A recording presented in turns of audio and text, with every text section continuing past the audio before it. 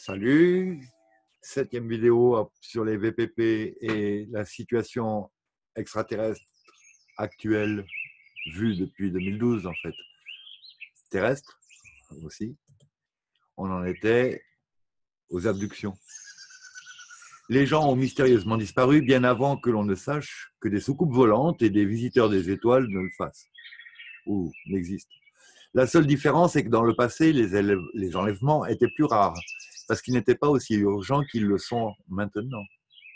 La manipulation génétique de l'Homo sapiens n'a jamais vraiment cessé, et même quand la plupart des Syriens étaient ailleurs, et qu'il n'y avait qu'un équipage de squelettes, minimum, pour nous garder sous contrôle, cette petite équipe travaillait toujours à améliorer l'humanité. Améliorer entre guillemets. Aujourd'hui, cependant, c'est un match totalement différent. Les Syriens sont de retour, et il manque de temps à plus d'un titre. Quelque chose dont nous reparlerons dans un prochain article. Par conséquent, les enlèvements sont beaucoup plus fréquents qu'il y a seulement 30 ou 40 ans. Les Syriens sont à court de temps. Et les gens qui ont été soumis à ce genre d'opération sont plus traumatisés qu'avant et se souviennent davantage. Les ravisseurs deviennent de plus en plus négligents. Aussi, j'ai lu quelque part qu'un Américain sur 20, ou quelque chose du genre, pense qu'il a été enlevé parce qu'il pense être des extraterrestres. Si c'est vrai, ça en fait un paquet assez consistant.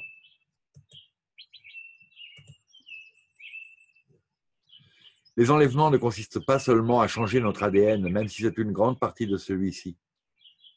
Il faut dire que seulement un si grand nombre des enlèvements sont faits par des êtres stellaires. Un pourcentage de ce nombre est fait par des êtres stellaires. Le reste est fait par notre propre gouvernement ou en conjonction avec des étrangers négatifs, des aliens négatifs. Certains chercheurs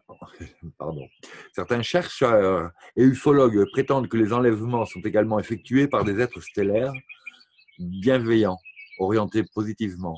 Certains prétendent que tous les enlèvements sont faits par des êtres positifs, ce qui, je dois le dire, est une insulte à ceux qui ont des expériences très négatives. J'insisterai sur le fait qu'aucun être d'étoile positif ou race stellaire ne viendrait ici et enlèverait des citoyens contre leur propre volonté. Ils ne viendraient pas du tout ici et n'interféreraient pas avec notre progrès. Oui, je suis conscient que parfois un accord peut être fait dans l'astral entre les êtres des étoiles et un humain, et que dans sa prochaine vie, il va être enlevé pour telle ou telle raison. Pourtant, je dirais que si un tel accord est fait, il est encore entre les humains et un groupe d'IT orienté négativement. Bien que l'homme fait l'accord, ne peut pas comprendre cela lorsque l'accord est passé, est fait. Ça fait blouser. On le trompe. Il y a aussi ceux qui affirment qu'ils n'ont vécu que des expériences positives de leurs enlèvements et qu'ils aiment leurs ravisseurs. Certains ufologues considèrent cela comme une preuve d'intervention positive. Encore une fois, j'ai tendance à différer. Je crois que la personne en question, qui vit telle ou telle chose positive, reçoit soit de faux implants de mémoire, soit est un exemple typique du syndrome de Stockholm. La ligne de fond est la suivante. Si une race stellaire enlève des humains, ils enfreignent plus d'une loi universelle. Un groupe d'âmes qui évolue sur une certaine planète est supposé être laissé seul jusqu'à ce qu'il atteigne un point où il est conscient de tout ce qui existe autour de lui, dans d'autres dimensions, et est lui-même un voyageur stellaire, un voyageur multidimensionnel, un voyageur étoile dans le texte. À ce moment-là, c'est à la race en évolution de décider si elle veut ou non une autre civilisation stellaire. Jusque-là, ils sont censés être laissés seuls, à moins qu'ils ne demandent de l'aide. Et même si c'est le cas, l'aide devrait venir de telle sorte que les êtres sur la planète en évolution aient des choix et qu'ils arrivent à la conclusion. Une façon typique d'aider une personne ou un groupe sur une planète en évolution serait de les laisser. Le vrai problème qu'ils ont quand ils demandent de l'aide, alors ils savent quel est vraiment le problème, et à partir de là, ils peuvent prendre une décision consciente pour le résoudre. L'idée, c'est que il faut être face au problème et dans le problème pour considérer et concevoir qu'il y a un problème. Bon, du coup, d'ailleurs, la manière de le résoudre pourrait souvent intervenir depuis une autre position mentale, psychologique, dimensionnelle. Mais bon.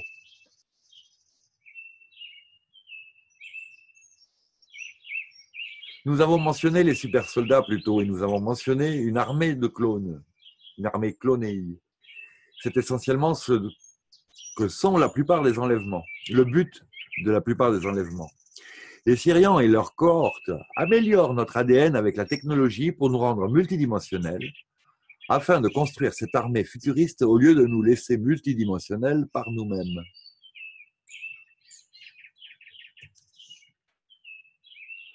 Les Pléiadiens, dans leurs conférences récentes, soulèvent ce problème et disent que c'est quelque chose dont nous devons être conscients.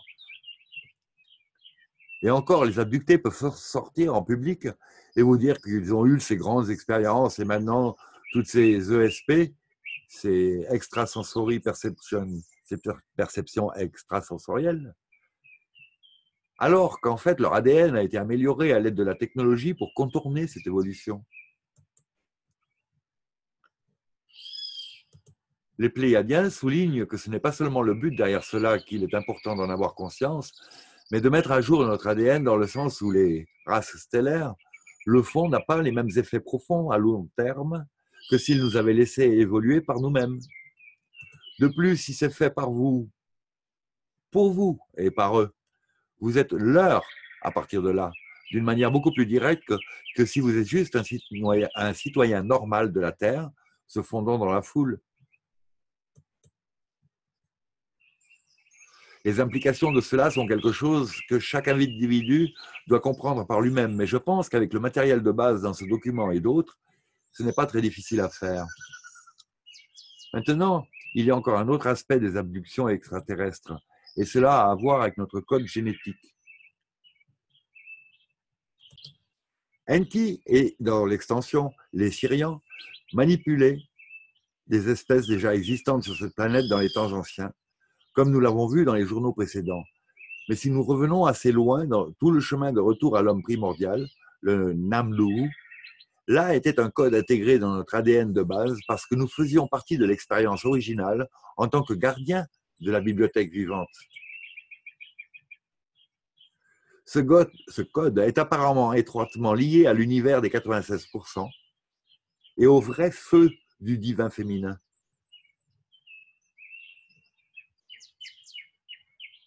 Ce code semble être l'une des dernières, sinon la dernière, pièce manquante dans le mystère de l'humanité en ce qui concerne les Syriens. Ils savent que nous avons le code, mais que nous n'avons jamais réussi à le casser. Même Enki et Ninurshag, même lorsqu'ils avaient accès à leur laboratoire de génétique, ne pouvaient pas comprendre et décoder ce code si profondément ancré dans notre ADN. Et c'était d'ailleurs tout le but de le mettre là en premier lieu. La déesse a compris que des mauvaises choses pourraient arriver avec le temps. Mais tant que notre ADN ARN est encore présent sur cette planète en tant que partie de l'humanité, cette partie codée, presque impossible à briser, ferait toujours partie de l'humanité. Dormant pendant les périodes de grande répression, mais avec la capacité d'habiliter l'être quand la conscience de la planète est juste. C'est ce que les chronomètres cachés sur notre planète sont là pour. Ils ont été placés là par les planificateurs originaux afin qu'ils puissent continuer à mesurer la conscience de masse sur la planète et quand le moment est venu, d'éteindre les codes ou de les rallumer. C'est une grande raison pour laquelle les Syriens ont mis notre planète en quarantaine. Tant qu'ils ne pourraient pas enfreindre ce code, ils ne voulaient pas non plus essayer d'autres générations stellaires.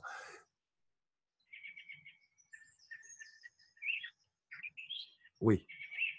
Sinon, ils auraient la clé non seulement pour la bibliothèque vivante, mais aussi pour se connecter aux 96%.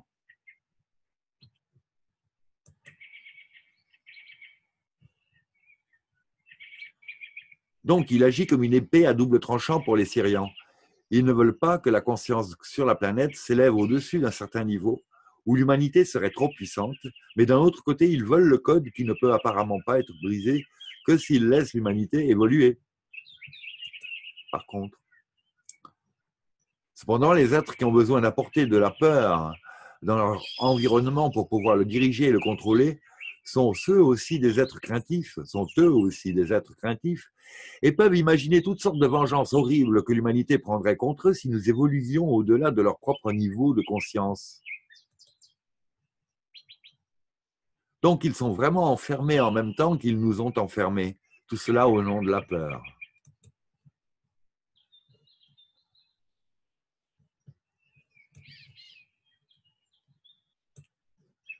Par conséquent, ils se sont essentiellement tirés une balle dans le pied.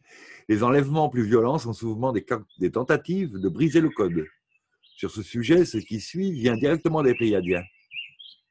Cependant, nous sommes les premiers à admettre que, loin dans un passé lointain, ces énergies pléiadiennes manipulaient la lignée génétique des êtres humains et étaient connectées aux reptiles. C'est ce que nous sommes revenus pour guérir en visite. Et de la même source, dit, d'autres peuvent accéder à vos formules et, en échange, vous expérimenterez des états d'extase, des altérations de la conscience et peut-être des voyages dans d'autres mondes. Vous ne réaliserez peut-être pas que vous émettez les formules lorsque vous faites cela. Les autres qui ont besoin des formules les utiliseront pour répliquer des vies ou pour rétablir des systèmes détruits. Lorsque ces codes d'information ou des formules sont établis, nous serons libres parce que les codes de conscience contiennent les chansons de vos propres chansons de liberté, comme fréquence et diffusion des cellules de votre corps. Ici, les Pléiadiens parlent de notre avenir, si c'est le futur que nous décidons de rétablir. Ce sont les vieilles manières de la déesse.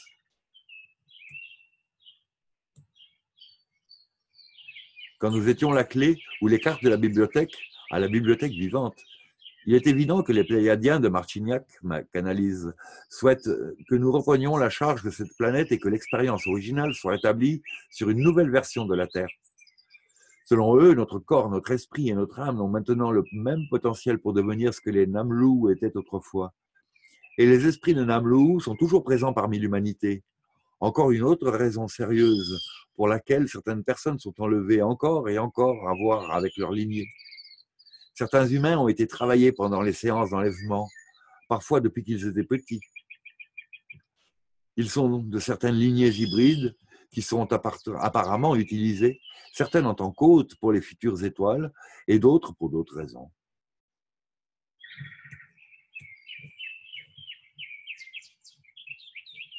Tout comme pour le channeling où le channeler doit être fort et avoir une certaine configuration génétique pour pouvoir canaliser en toute sécurité sans être épuisé d'énergie et finalement devenir gravement malade. Ces personnes choisies sont apparemment dans le même type de stock. Paragraphe suivant à propos de Michael Lee Hill.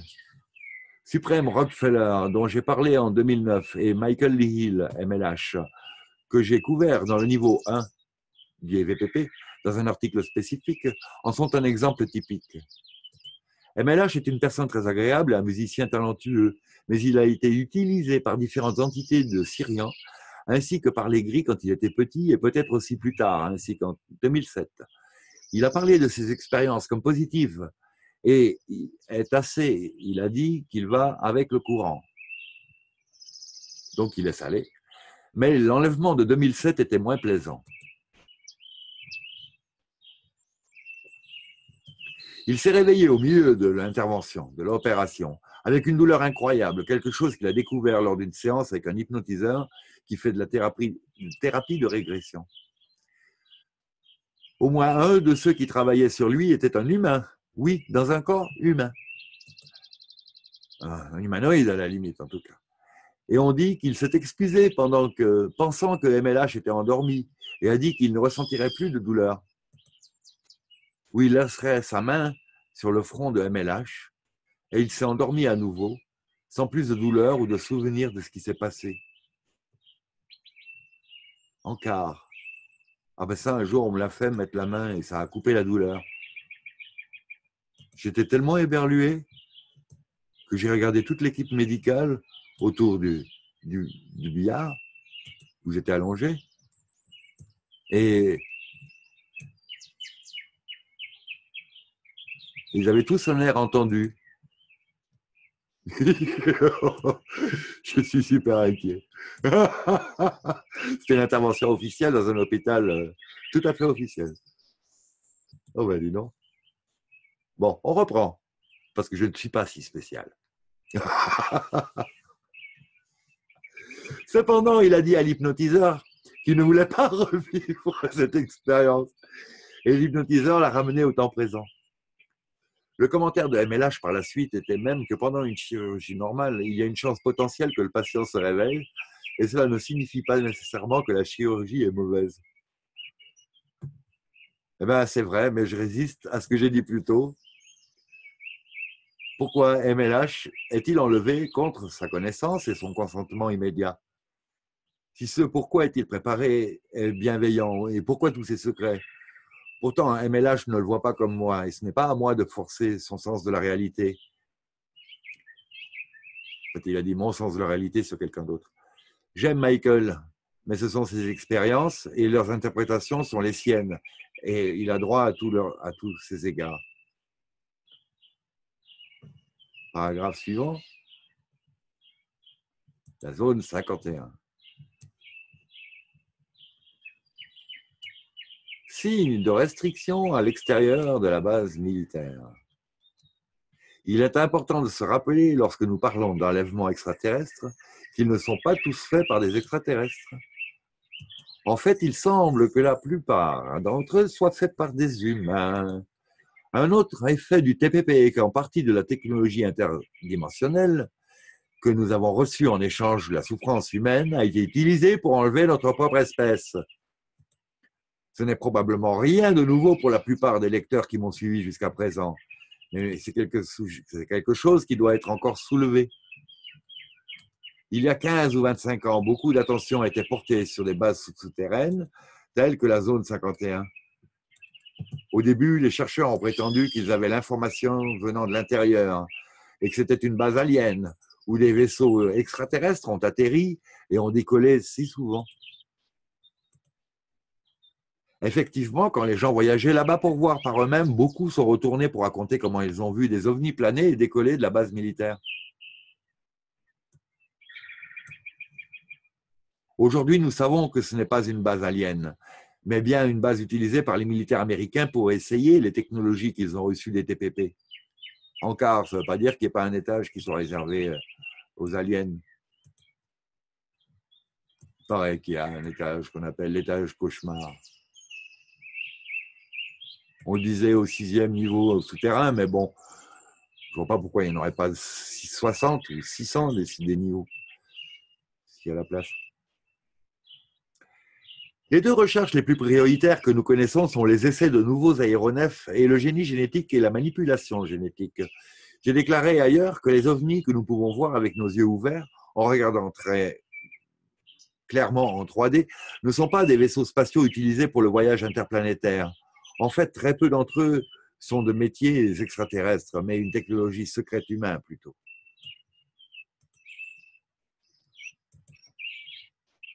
Certains d'entre eux sont développés à partir des inventions de Tesla, tandis que d'autres sont développés à partir de la technologie nazie qu'ils ont eux-mêmes obtenue auprès des TPP, TTP, Transfer Technology Project.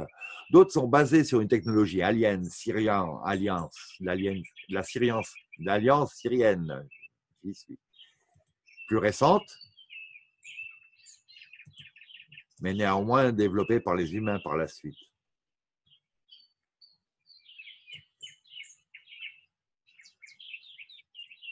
Pourtant, je suis sûr que certains des ovnis que nous voyons sont en effet d'origine alienne, conduits par des aliens, des E.T., des extraterrestres, et parfois des extraterrestres et des humains ensemble, en coopérant.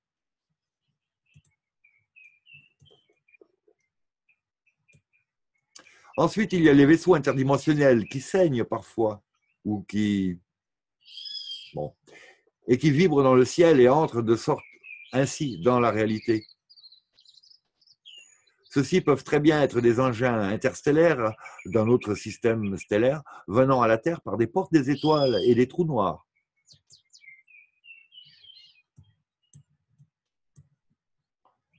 Mais le plus souvent, même si vous voyez quelque chose qui ressemble à un ovni interdimensionnel, il s'agit probablement encore d'un engin militaire humain. Nous avons une partie de cette technologie. Bah oui, en tout cas depuis les années 30 et quelques, et pour les Allemands et pour les Américains en 1900, de 39, on va dire, 41 ou 2 en tout cas, quand William Tompkins recevait les plans depuis les espions qui étaient de retour des camps de fabrication souterrains en Allemagne ou en Pologne ou ailleurs, et où il y avait donc des contingents d'ouvriers esclaves ou de populations esclaves qui travaillaient.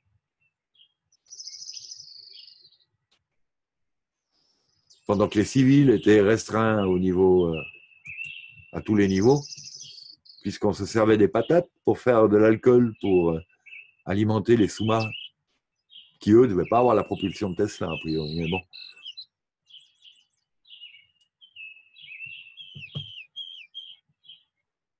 Je reprends. Par conséquent, c'est déroutant et très difficile de distinguer les navires qui sont les nôtres et ceux qui ne le sont pas. Les bases militaires, telles que la zone 51, vont bien au-delà d'un simple test de nouvelles technologies UFO.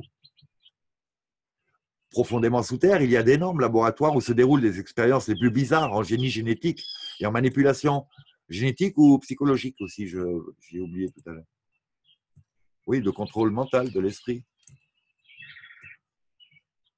Ah oui, absolument. Imaginez une note inaudible, mais qui vous met d'une certaine humeur. Ils travaillent là-dessus depuis belle lurette. Cependant, ce n'est pas Enki ou les Syriens en particulier qui jouent à ça, mais notre propre armée américaine. Il est très douteux qu'il y ait des étrangers dans la zone 51, et s'il y en a, ils ne sont pas stationnaires là-bas, mais peut-être seulement là pour vérifier nos progrès. Donc ça, ces étrangers-là, c'est des aliens. Hein. Il existe toutefois d'autres bases militaires où des extraterrestres et des humains travaillent ensemble, comme Dulce et la base aérienne de Nellis au Nevada. Les dénonciateurs, whistleblowers, lanceurs d'alerte, se sont manifestés à maintes reprises au cours des 15 dernières années, nous informant des recherches sur l'ADN effectuées par nos militaires, en particulier dans la zone 51.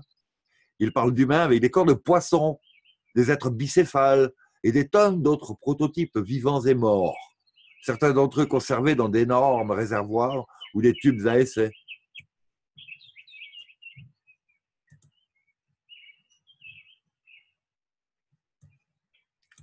Nous sommes maintenant au début de devenir comme les dieux qui ont manipulé notre propre ADN. Seulement, nous le faisons en secret, loin de tout examen, tandis que les Syriens ou les Ariens le font ouvertement dans le cadre de leur propre développement pour devenir des fondateurs. Notre propre armée, cependant, est obligée de garder ces choses secrètes au public en raison de tous les crimes horribles qui ont été commis en obtenant les outils pour notre recherche d'ADN génétique.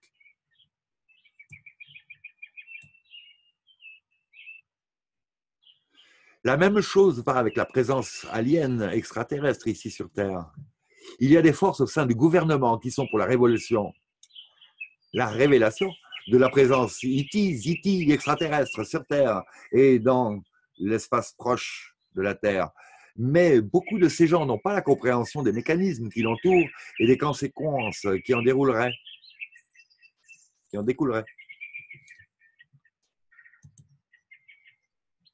Ouais, ben enfin, conséquences, ça va, ouais.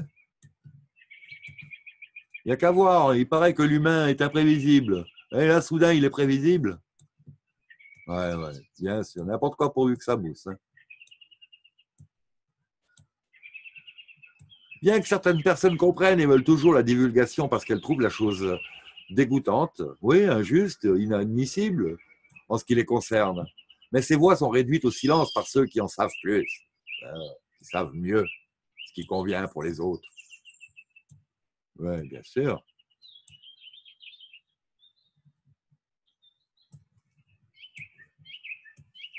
en cas, vous voyez que là, il y a encore une remise du libre arbitre de manière officielle. Hein. You can't handle the truth, vous ne pouvez pas supporter la vérité. La version, ça va créer des désordres religieux, économiques, fatals. Bien sûr que ça va en créer. Parce que vous trouvez qu'actuellement, la situation, elle est comment? Idéale? Ah ben pour certains, oui, elle est idéale. Continue à faire du blé, à devenir millionnaire, tandis que nous, on continue dans le sens inverse à tous les niveaux. Donc, moi, je me passerai de leur opinion.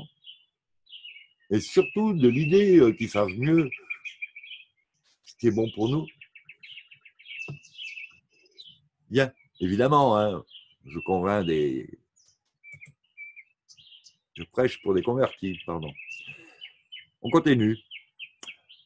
Une divulgation complète de ce qui se passe, disent-ils, entraînerait un grand tumulte, que les gens comprennent les crimes derrière la présence alienne et ils voudront que les responsables de la dissimulation soient traduits en justice ou pire, soient jetés devant une foule pour qu'ils soient lynchés.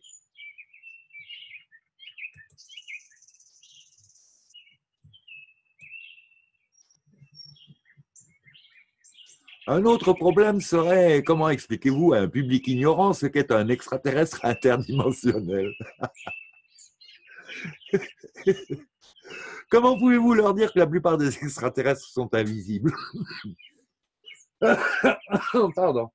Et que certains vivent dans la tête des humains.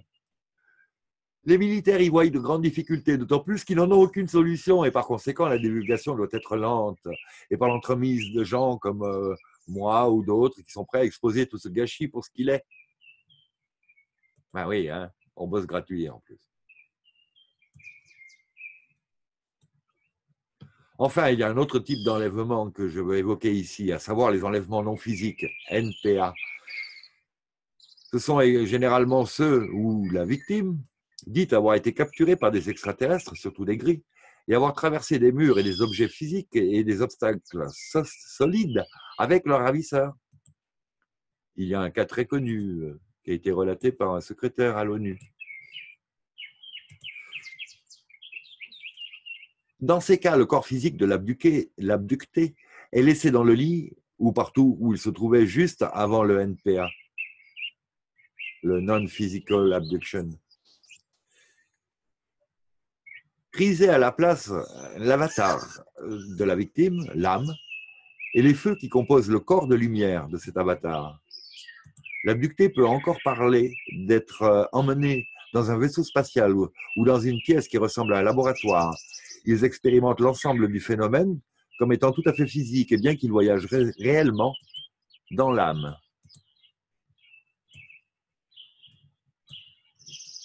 Le but de ce genre d'enlèvement est simple.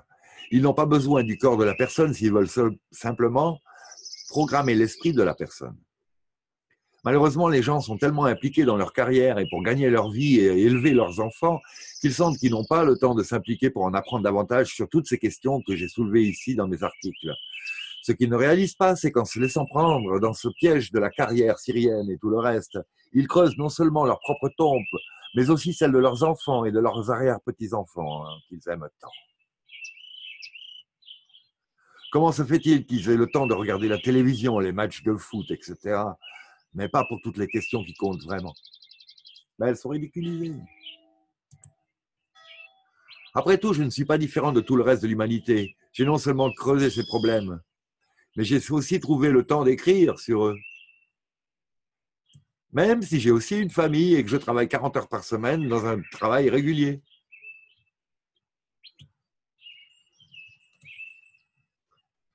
Si je peux le faire, n'importe qui peut le faire. Il n'y a pas d'excuse pour ne pas apprendre toutes ces choses et prendre des mesures appropriées dont certaines seront suggérées dans les derniers articles du niveau 2 des VPP. Après tout, il y a beaucoup de courses vedettes, de races des étoiles stellaires, qui voudraient intervenir et qui veulent vraiment que nous réussissions. Et ils ne pensent pas que ce qui nous arrive est juste, mais ils ne peuvent pas faire grand-chose en raison des circonstances discutées plus tôt. Puis il y en a d'autres qui pensent que nous devrions avoir une chance de nous prouver nous-mêmes pour voir si nous pouvons le faire. Parce que si nous le faisons, nous aurons ce que les dieux n'ont pas fait, ne font pas. L'expérience non seulement d'une existence 3D régulière et des leçons d'apprentissage qui vont avec, mais aussi la possibilité de le faire sous une sévère suppression, répression.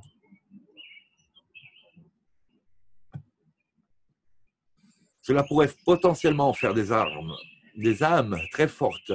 Et les êtres des étoiles, là-bas, savent que nous sommes une royauté. Nous sommes une expérience très spéciale pour commencer. Nous sommes des êtres de feu, nous avons le feu divin qui brûle en nous. Chapitre suivant, 3e, le clonage. Et je pense qu'on va s'arrêter ici pour cette vidéo-là et reprendre dans une prochaine. J'espère que ça vous a plu. Je vous souhaite un bon courage et à bientôt. Merci. Ciao.